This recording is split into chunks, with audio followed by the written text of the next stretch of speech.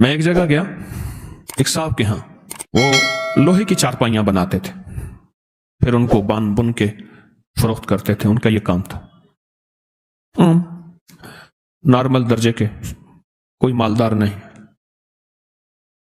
میں گئے نا، مجھ سے کہنے لگا یہ چارپائیاں نہیں بکتی. میں نے کہا ایک چارپائی پہ کتنا پیسہ بچاتے ہیں؟ کہ اتنا. میں نے کہا اگر ڈبل مل جائے تو پھر میرا کتنا ہوگا؟ اچھا وہ سنجیدہ سمجھ گیا کہ پیر کا حصہ تو ہوتا ہے. میرا کتنا ہوگا؟ اس نے کہا سر، مجھے کہنے لگا غریب آدمی ہوں، جتنا آپ فرمائیں گے نا، لفظ سمجھیں ذرا، ڈیل کو دیکھیں نا، میرے ساتھ ڈیل ہو رہی ہے، غریب آدمی ہوں، سب سے پہلے یہ لفظ کا جتنا آپ فرمائیں گے. میں کہا دیکھ لو. تو میں نے پوچھا کہ چارپائی کتنا آئے گا؟ میں نے غریب آدمی ہوں، جتنا آپ فرما دیں. میں کہا نا پیر ہوں میں، بتا. اس نے کہا آدھا آدھا آپ کا. میں نے کہا پہلے حساب بتا کتنے کی چارپائی ہے، کتنے کی بیچنا چاہتے ہیں؟ آدھا آدھا کر لوں گا. اس نے حساب کتاب بتا. میں کاغذ اٹھا لیں، لکھ کے ہم نے جناب اب لکھ پڑھ ہو رہی ہے پیر صاحب کے ورثے کی، اب لکھ پڑھ ہو رہی ہے، ریٹرن ہو جا رہا ہے. جب ریٹرن ہو گیا نا، میں نے کہا کاغذ محفوظ رکھو، آج کا جو ہے، میں کہا اس پہ انگوٹھا لگاؤ. ایسے پانی لگا کے نا، ایسے انگوٹھا لگا دیا. پانی پڑا تھا نا، پانی کے ساتھ انگوٹھا لگا دیا. میں کہا یہ فنگر پرنٹ ہے خاص. میں نے بھی انگوٹھا لگا دیا کاغذ پہ. میں کہا آپ طریقہ بتاتا ہوں. چارپائی کے اوپر بالشت ایسے پھیرتا جا چاروں طرف. یہ دیکھیں یہ چارپائی ہے، چارپائی ہے نا، جیسے اس پہ چاروں طرف گٹھے مارنا بالشت ایسے. اور میں نے ایک اسم بتایا، میں نے کہا یہ پھیرتا جا. وہ اسم ہے یا قادر ہو یا نافع ہو، یا قادر ہو یا نافع ہو، یا قادر ہو یا نافع ہو، یا قادر ہو یا نافع ہو، یا قادر ہو یا نافع ہو، یا قادر ہو. ایسے ایسے پھرتا جا اور پڑھتا جا. میں کہا ایک پہ پڑھ. اس نے پڑھا ایک پہ. میں کہا نہیں یہاں چھوڑ گیا تھا، یہاں پھر پڑھ یا قادر ہو یا نافع. میں نے کہا روز ہر چارپائی پہ یہ پڑھ، 1-1.5 منٹ 2 منٹ، بس اس سے زیادہ نہیں لگتا، تیری چارپائیاں بک جائیں گے. کچھ عرصے کے بعد وہ غریب آدمی ملا. اچھا میں نے کہا جو منافع ہوگا وہ آدھا میرے لیے رکھ دینا ہے، اور دیکھ پیر کا مال کھائے گا تو ڈیش ڈیش ڈیش. اور دیکھ لے ہم نے سندھ کے، میں تھر پار کر نگر پار کر یہاں گیا، گائیں ایسے پھر رہی تھی بالکل، کبھی 4 گائیں کبھی 5 گائیں، کہیں گائیں ایسے بیٹھی ہیں. کون مارے کون کرے؟ ہندو ہیں سارے، ادب کرتے ہیں. میں نے کہا جب منافع ہوگا نا، منافع میرے پاس لے آنا، میرا آدھا چپ کر کے لے آنا بس. تو ٹھیک ہے. اور میں نے کہنا کسی کو نہ، کہے گا تو برکت ہٹ جائے گی. کچھ عرصے کے بعد وہ بندہ میرے پاس آیا منافع لے کے، اچھا خاصا تھا. میں نے کہا ہوا کیا؟ کہنے لگے میرے پاس ایک کراچی کا بیپاری تھا، وہ کبھی کبھی چارپائیاں لیتا تھا، چھوڑ گیا کئی سالوں سے. اس کا فون آیا کہ ایک NGO ہے، وہ چارپائیاں تقسیم کرنا چاہتی ہے غریبوں میں کچھ علاقوں میں، تو کتنی چارپائیاں دے سکتا ہے فوراً؟ کتنی چارپائیاں؟ تو میں نے کہا میرے پاس اتنی تو تیار پڑی ہیں. کہنے لگا یہ تو فوراً بھجوا دے. تو میں نے پوچھا کہ، اس نے کہا کیا ریٹ ہے؟ میں نے کہا آپ جو لگا دیں گے. کہہ رہا ٹھیک ہے وہ بھیج دیں. اس نے ہر چارپائی کا ریٹ ڈبل خود لگایا، خود لگایا. اتنے میں قبول ہے، راضی ہو؟ انہوں نے کہا ٹھیک ہے. بھیج دیا بل. باقی جلدی بناؤ، کہ انہوں نے چارپائیاں جو ہیں لوگوں غریبوں کو تقسیم کرنی ہے. بس صرف کام اتنا کیا ایسے، یا قادر ہو. ویسے بھی میں بتایا کرتا ہوں کہ آپ کوئی خریداری کرنا جائیں، کوئی چیز خریدیں، تو صرف 45 بار آپ پڑھ لیں یا قادر ہو یا نافع. کوئی بھی چیز بیچنی ہے یا خریدنی ہے، کوئی بھی سودا کرنا ہے، کوئی بھی، آپ 45 بار پڑھ لیں یا قادر ہو یا نافع ہو. اس کا نفع نقد آنکھوں سے دیکھیں، نقد دیکھیں آنکھوں سے، کمال دیکھیں آنکھوں سے، تاثیر دیکھیں آنکھوں سے. وضو بے وضو ہر حالت میں پڑھ سکتے ہیں، صرف 45 بار. کیا؟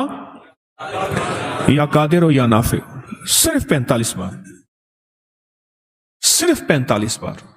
اس نے سارا واقعہ سنایا، کیسے ایسے پیسے ہیں. میں نے کہا اب بتا اس کو ڈبل کر دوں؟ پہلے ڈبل تو ہو چکے تھے، وہ پیسے ڈبل ہوتے ہیں نا، کچھ پیر ایسے ہیں پتہ نہیں، تو میں نے کہا اس کو اب ڈبل کر دوں؟ کہنے لگا پھر اب اس کے معاملے میں کش مکش تھی کہ اس کا حصہ پھر کیا ہوگا؟ میں کہا ڈبل کر دوں؟ کہنے لگا جو آپ کی مرضی ہے۔ بے بسی کی کیفیت تھی، سچی بات ہے۔ وہ مجھے سچ بتاؤں، میرا تھا مرید، عقیدت بھی رکھتا تھا، لیکن اتنے پیسے دینے پہ راضی نہیں تھا۔ غریب بھی تھا، مرید بھی تھا، عقیدت محبت بھی کرتا تھا، لیکن اتنے پیسے دینے پہ راضی نہیں تھا، اور وہ میں بالجبر لے رہا تھا۔ میں نے کہا آپ ڈبل کر دوں؟ جیسے آپ کا مرضی۔ میں نے کہا تھیلی میں رکھ، اس پہ ہاتھ رکھ۔ اس کا ہاتھ رکھا، میں نے اللہ سے دعا کی، ذکر کیا، کچھ اعمال کیے، دم کیا۔ میں نے کہا اب یہ پیسے جا کے ایسے رشتہ داروں کو دے جو تجھ سے زیادہ غریب ہوں، وَبِذِي الْقُرْبَى وَالْيَتَامَى وَالْمَسَاكِينِ وَابْنِ السَّبِيلِ، ایسے رشتہ داروں کو دے جو تجھ سے بھی زیادہ غریب ہوں۔ وہ ایک صحابی آقا کی بارگاہ میں حاضر ہوئے، حضور ایسی غلطی ہوگی، روزہ میرا ٹوٹ گیا، تو پھر فرمایا کہ پھر 40 مسکین ہوں۔ انہوں نے کہا میں سرکار میں خود ہی مسکین ہوں۔ اچھا کرتے کراتے انہوں نے کہا اتنا کھانا لے آیا، انہوں نے کہا آخر حضور نے مفہوم ہے، فرمایا چلو تو خود ہی کھا لے۔ اس نے ایسی دلیلیں دی آقا کو، حضور میں تو خود ہی مسکین ہوں۔ حضور مسکین بتائیں، وہ اپنے آپ کو اور زیادہ مسکین کرتے۔ آگے رحمت للعالمین تھے، تو میں نے کہا کہ غریب ڈھونڈ پر ہوں رشتہ دار، تیرے مخالف ہیں، موافق ہیں، اس کا تعلق چھوڑ دے۔ میں نے ان سے عرض کیا کہ ایسے رشتہ داروں کو دے، ایسے رشتہ داروں کو، اور جا کے انہیں دے، ہدیہ دے۔ اب وہ بیچارہ پریشان، یہ کہانی کیا بنی؟ میں نے کہا ڈبل نہیں ہوں گے، ڈبل تیرے میرے پاس بول ہیں، اللہ کے ہاں جو لفظ ہے 70 گنا دوں گا، اور 70 عربی میں 70 نہیں ہوتے، 70 سے مراد بے شمار۔ اچھا اس سے بھی اگلا لفظ ہے واللہ یضاعف لمن یشاء واللہ واسع علیم، میں اس سے زیادہ، اور تم لوگوں مجھے نہیں جانتے میں کتنا واسع ہوں، اور میں اپنی وسعت کو خود جانتا ہوں میں کتنا وسع، واللہ واسع علیم، وہ علم میرے پاس ہے کہ میرے پاس کتنی طاقت کے، قدرت کے خزانے ہیں، اور علم کے اور کمال کے اور دولت کے اور رزق کے کتنے خزانے ہیں تم نہیں جانتے۔ میں کہ جا تیری ہر چیز ڈبل ہو جائے گی۔ سچ پوچھیں اس چارپائیوں والوں کی ہر چیز ڈبل نہیں ہوئی، 70 گنا ہو گئی ہے، 70 گنا ہو گئی ہے۔ اس دفعہ ربیع الاول میں اس نے بڑی دیں گے آگے یہاں بانٹی، بہت زیادہ، اور وہی شخص تھا جو لقمے کے لیے بعض اوقات پریشان ہوتا تھا۔ آپ کی بھی کوئی چیز اگر ایسی ہو جو آپ چاہتے ہیں کہ اس میں برکت ہو، اس میں خیر ہو، تو آپ بھی ہاتھوں کا یہ عمل، آپ کو بھی اجازت ہے، یا قادر ہو یا نہ۔ میرے ذہن میں آیا، میں نے آپ کو تو اجازت دی نہیں۔ کوئی بھی چیز ہے آپ اسے نفع مند بیچنا چاہتے ہیں، ایک تو وہ سورۃ یوسف کی آیت نمبر 80 ہے، یاد ہے آپ کو؟ ہے نا آیت نمبر؟ سورۃ یوسف کی آیت نمبر 80، جو چیز نہ بکتی ہو، آیت نمبر 80، جو چیز نہ بکتی ہو، ہر نماز کے بعد 11 دفعہ پڑھ لیا کرے، بکے گی اور نفع میں بکے گی، ایسی بکے گی کبھی گھاٹا نہیں ہوگا۔ سورۃ یوسف کی آیت نمبر 80 بہت طاقتور ہے، بہت طاقتور ہے۔ کوئی چیز ایسی ہو جو رک گئی ہو اور بندہ تھک گیا ہو، یا یہ میرے بس میں نہیں ہے، تو وہی سورۃ یوسف کی آیت نمبر 80 پڑھنا شروع کر دے۔ مزید پڑھنا ہے تو کثرت سے پڑھنا شروع کر دے، اور بہت کثرت سے پڑھنا شروع کر دے، اور بہت کثرت سے پڑھنا شروع کر دے، وہ چیز نفع مند بکے گی۔ اور مزید یہ عمل میں نے بتا دیا بالشت کا، اور ہر بالشت پہ پڑھے یا قادر ہو، مولا تو قادر بھی ہے، اس کو بچوا دے، پر نافع ہو، نفع کے ساتھ۔ یہ کاغذ کا چھوٹا سا ٹکڑا آپ کو مالا مال کر دے گا، پر وہ کیسے؟ کیا آپ ساری زندگی غربت، تنگ دستی، مفلسی میں زندگی گزاریں گے؟ لیکن نہ، مجھ سے سونا بنانے کا آپ آج پورا نسخہ اور فارمولہ لے لیں۔ روحانی دنیا کے سونے بنانے کا ایک ایسا کچھ تھا اور ایک ایسا راز جو اب تک دلوں میں سینوں میں رہا، آج میں اس کو افشاں کر رہا ہوں۔ اپنے گھر میں سونے کا دریا آپ بھی نکالیں، دیر کیسی، چند دنوں میں مالا مال ہونے کا راز۔ کیا آپ بھی ساری زندگی صرف خواب ہی دیکھتے رہیں گے؟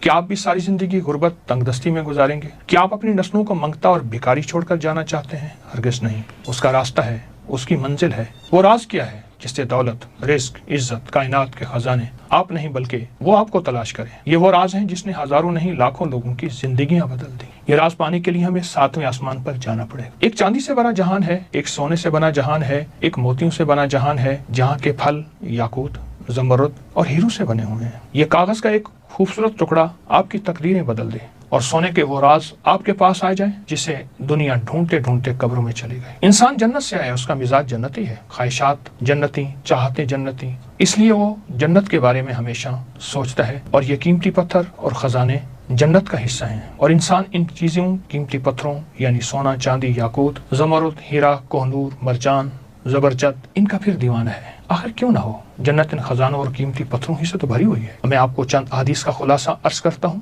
مفہوم توجہ فرمائیں۔ جنت کی ایک اینٹ سونے کی، چاندی کی، گارا خوشبودار، اس کی مٹی سرخ زعفران سے بنی ہوئی، اور جنت میں پڑی کنکریاں موتی اور یاقوت ہوں گے۔ جنت میں اڑنے والا ایک گھوڑا جو سرخ یاقوت سے بنا ہوا ہوگا۔ جنت میں نہر کوثر کے کنارے یاقوت اور موتیوں سے بنے ہیں اور جنت میں یاقوت سے بنی حوریں ہوں گے۔ جنت کے محل سبز رنگ کے زمرد اور موتیوں سے بنے ہوئے ہیں اور جنت الفردوس کی چھت اللہ کا عرش ہے جو یاقوت سے بنا ہوا ہے۔ جنت سے 2 یاقوت ہماری دنیا میں بھیجے گئے، لیکن اللہ نے ان کی خوبصورتی کو کم کر دیا، ورنہ تو ان کی روشنی سے مشرق و مغرب دونوں روشن ہو جاتے۔ وہ دونوں یاقوت، قیمتی پتھر، ایک حجر اسود اور ایک مقام ابراہیم ہے۔ انسان جنت کا باسی ہے، اس لیے ہمیشہ ان چیزوں کی تلاش میں رہتا ہے۔ آپ تاریخ اٹھا کے دیکھیں، ان قیمتی پتھروں کے پیچھے کتنی جنگیں ہوئیں، قتل و غارت ہوئی، شہر برباد ہوئے، ملک برباد ہوئے، بچے یتیم ہوئے، عورتیں بیوہ ہوئیں، کھوپڑیوں کے مینار بنے ان خزانوں اور قیمتی پتھروں کے لیے۔ قیامت میں ایک ایسی جنگ کی پیشن گوئی میرے آقا نے فرمائی جس کا مفہوم ہے کہ قیامت کے قریب دریائے فرات سے ایک سونے کا پہاڑ نکلے گا۔ دنیا کی قومیں لڑیں گی، ہر 1000 میں 999 مارے جائیں گے، ایک بچے گا۔ آپ خود سوچیں، ان جواہرات اور قیمتی موتیوں کے لیے انسان کتنا دیوانہ۔ آخر دریائے فرات سے ہی کیوں سونے کا پہاڑ اور کیسے نکلے گا؟ آج میں اس کا آپ کو راز بتاؤں گا۔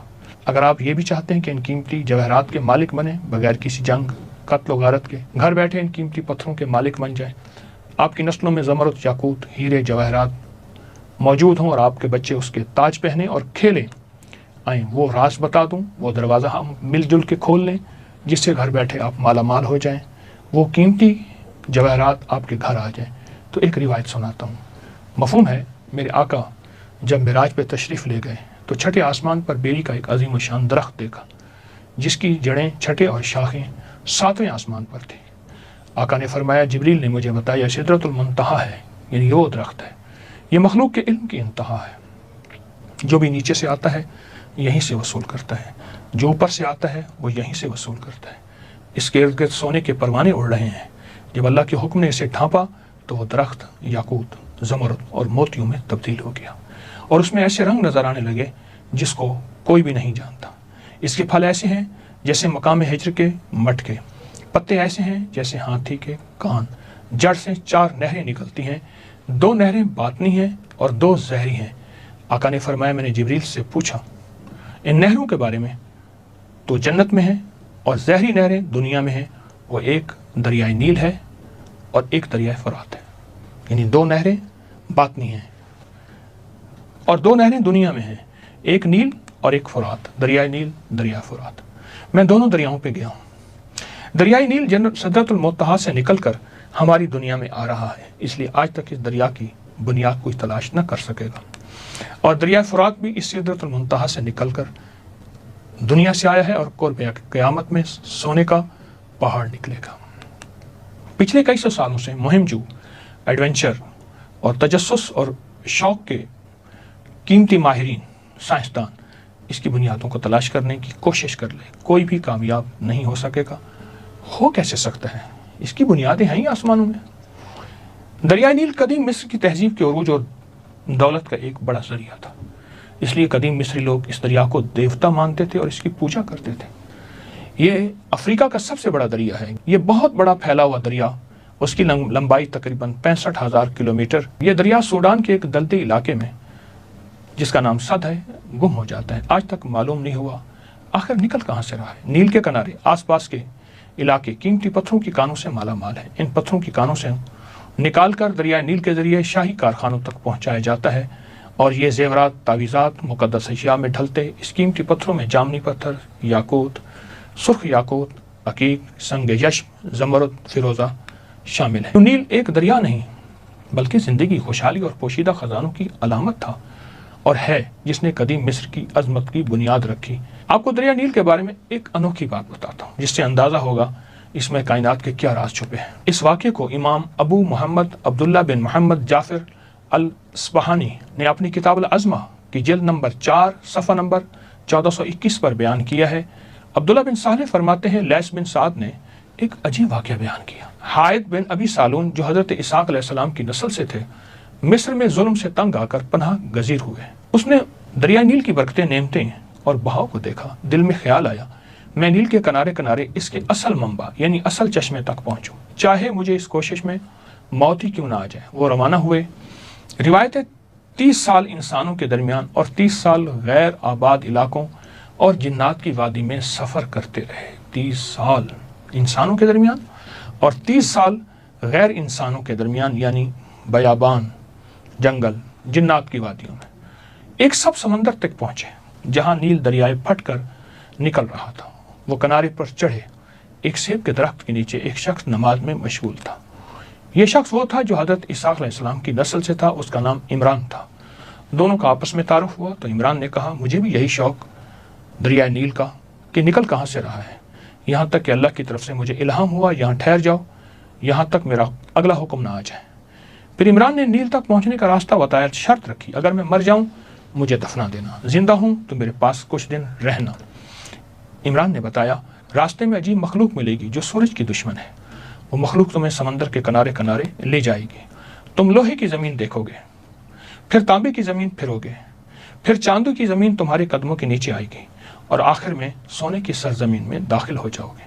حائد روانہ ہوئے، تمام مراحل سے گزرے، سونے کی سرزمین میں داخل ہوئے، جہاں اس نے سونے کے پہاڑ، درخت، زمین، ہر چیز سونے کی دیکھی، اور سونے کے گنبد جس میں 4 دریا نکل رہے تھے، 3 زمین میں جذب ہو جاتے تھے، اور باقی دریائے فرات، دریائے دجلہ اور دریائے جہون جسے آج کل دریائے آمو کہتے ہیں، اور ایک نیل کی شکل، یہ جاری ہو گئے تھے۔ پھر ایک فرشتہ ظاہر ہوا، کہا، اے حائد، تمہارا نیل کا علم ختم ہو گیا، یہ دریا جنت سے نکلتے ہیں، اور جو جنت سے نکل رہے ہیں وہاں تمہارا علم ختم ہو جائے گا۔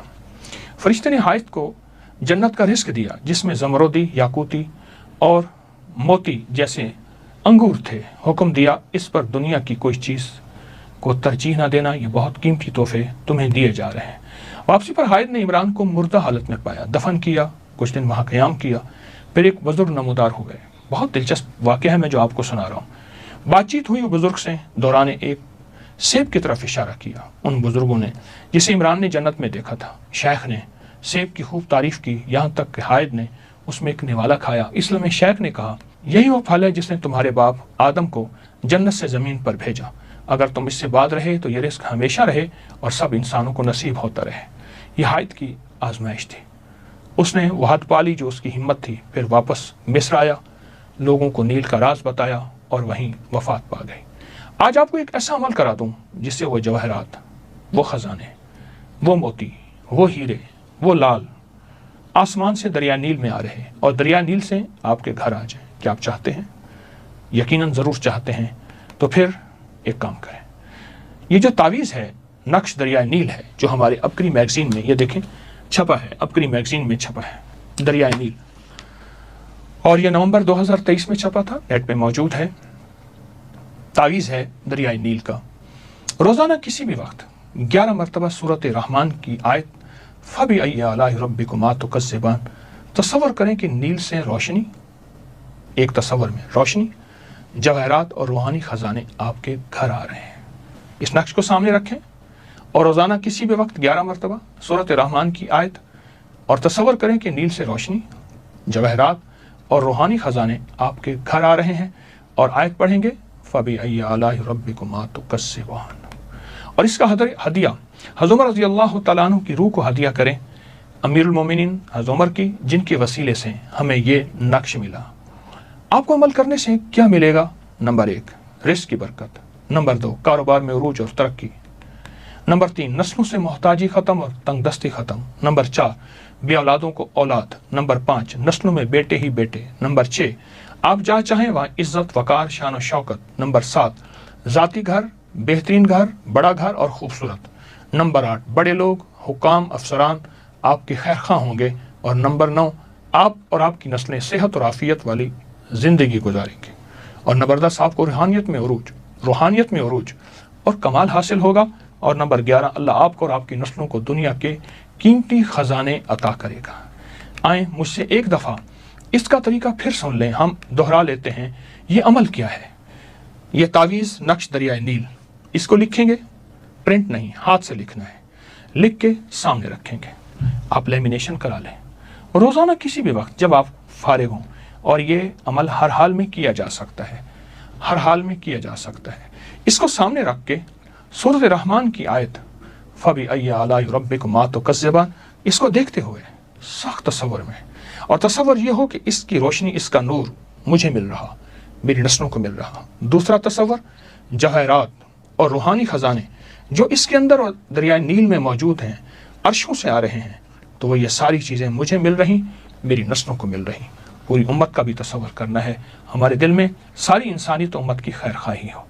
ये अमल अगर आपने ज़िंदगी में शामिल कर लें, यकीन जानिए छोटा सा अमल है, 11 दफ़ा पढ़ना है, पर आपकी ज़िंदगी को माला माल कर देगा। नील के अंदर जितने भी ख़जाने हैं, दरिया नील के अंदर जितने भी ख़जाने हैं, वो सारे ख़जाने आपके हैं, आपको मिलेंगे। ये अमल ज़िंदगी का हिस्सा बना लें। घर का हर फर्द करे, आपको जो वक्त मुयस्सर हो, जो लम्हा मुयस्सर हो, जिसमें यकसुई हो, जिसमें सहूलत हो, आपको जो लम्हे मुयस्सर हो बस उसमें करें, और ज़रूर करें।